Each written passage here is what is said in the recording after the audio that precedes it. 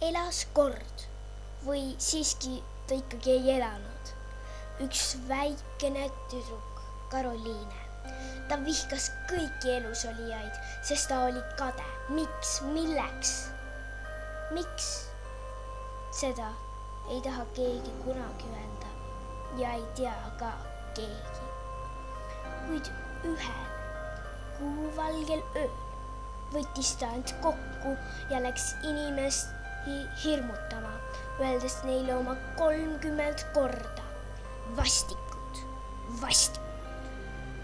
Ning 14 aasta pärast suri kõik, kes teda oli sellel ööl kuulnud.